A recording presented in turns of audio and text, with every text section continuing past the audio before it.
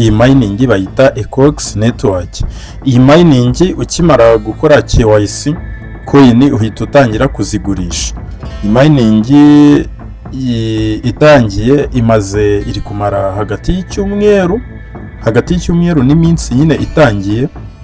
Iyi mining niba utari wayijoininga nakugira inama yo kuyijoininga hakiri kare, bitewe nuko iyi mining ukimara gukora KYC coin icyo gihe uba wemerewe kuzigurisha. Tugiye kurebera hamwe uburyo wabasha gufunguramo account, hanyuma ndaza kubabwira n'ibyo usabwa kugira ngo utangire ugurishe coin z'iyi mining nshyashya ya ECOX network.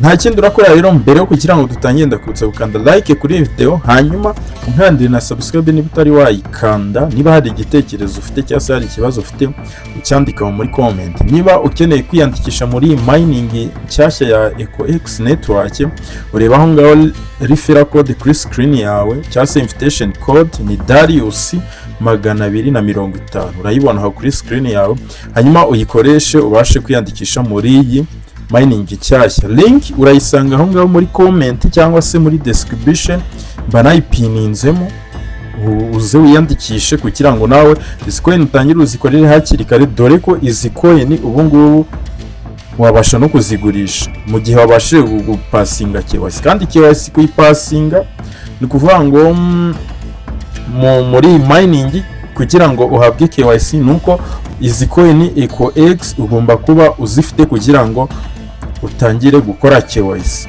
Urabona hano harimo ibintu byinshi cyane, harimo dashboard ya KYC, dore ngiye hano.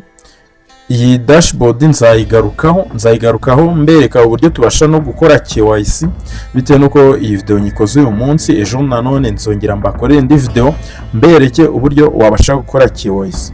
Urumva nibwo mfunguyemo account, urabona ntabwo nemerewe gufungura KYC ntari nabona zino coin 10.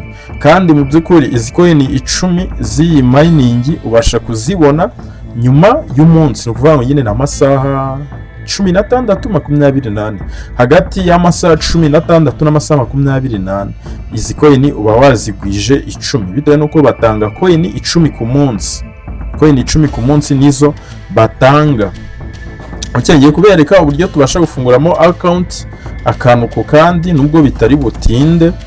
Iyo izi coin iyo amasaha yawe yageze, uhita ukanda hano nyine kuri claim green reward, hano urahakanda. Hanyuma iyo umaze kuhakanda, icyo gihe coin zawe zihita ziclaiminga nyine.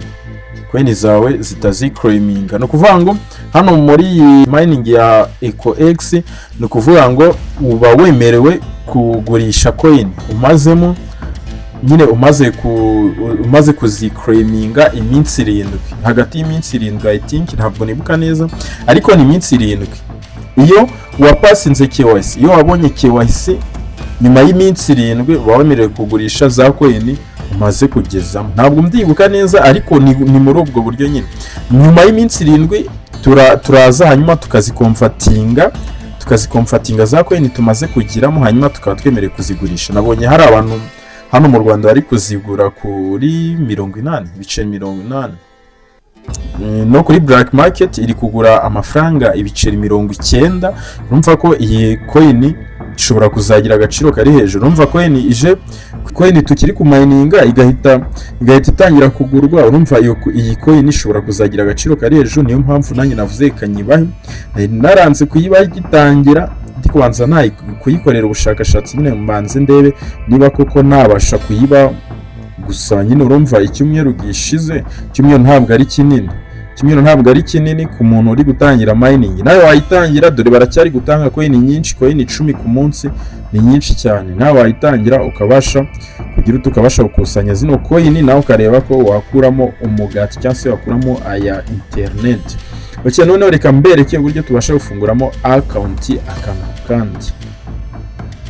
Bakeye ugikanda kuri link naguhaye cyangwa se kuri iyo link iri muri description cyangwa muri comment, urahita uhingukira ahantu hameze gutya. Hano no kuvuga ngo hano harimo ibyiciro bigiye bitandukanye. Urabona hano nyine tugiye kwiyandikisha nk'iki nk'umuntu mushyashya ugiye kwinjira muri mining. Hano uraza ushyiremo izina ryuzuye nk'uko rifite ku irangamuntu, urashyiramo izina ryuzuye, hanyuma hano ushyiremo email, urashyiramo email ukoresha nyine utazibagirwa. Hano ushyiremo password igizwe n'imibare cyangwa se inyuguti 8. ni ukuvuga ngo urandika, wenda tuvuga urugero, reka wenda mbahe urugero rwa password muri bwandike, wenda tuvuga urugero, reka nkoresha ijambo password,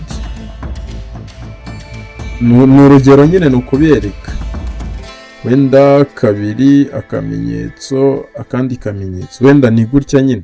Urandika nyine password ikomeye, urabibona, urandika password ikomeye kugira ngo iyi password bayemere, hatazagira n'umuntu ubasha kwinjira muri account. Iyo password numara kuyandika neza, uragaruka uyishyire hano, uyishyiremo hano, hanyuma hano urahita usangamo referral code.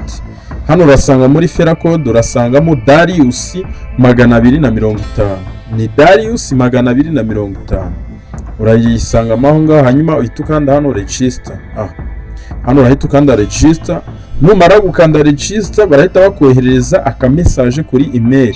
Urajya muri email, urahita ujya muri email urebemo ako kamessage bakoherereje. Numara kugashyiramo, noneho urahita uhingukira ahantu hameze gutya turaba tugeze muri account imbere.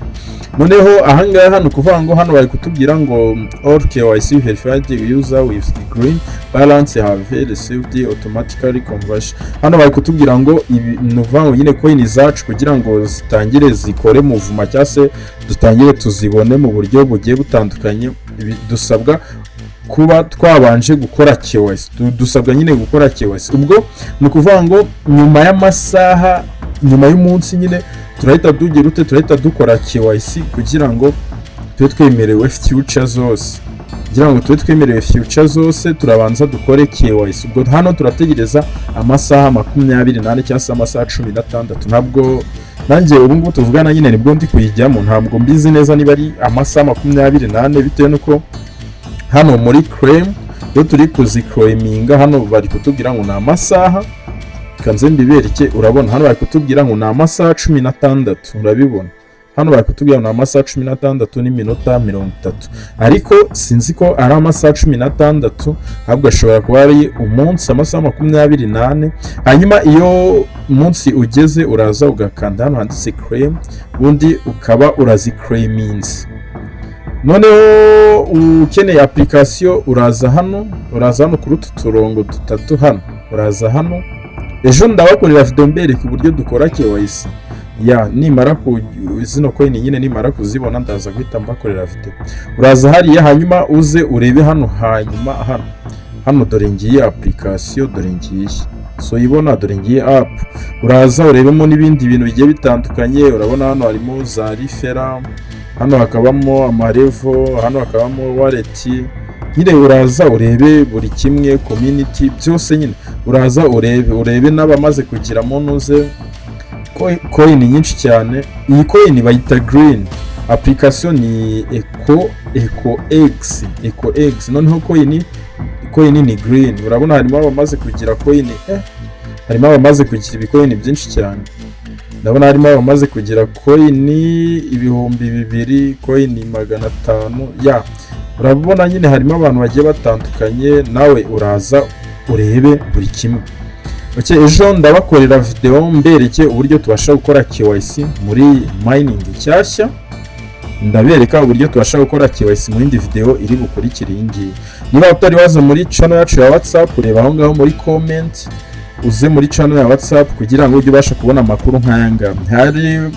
Hari umushinga ejo bundi uzabaha amafaranga, rero urumva ugomba kugira ugomba kujoininga group yacu cyangwa se channel yacu kugira ngo ayo makuru nk'ayo ngayo ntazajye abasha kugucika. Nge mwari kumwe, banyita Darius, twenge dusubire mu zindi video zigiye zitandukanye, ndaza mbereke uburyo tubasha gukora KYC.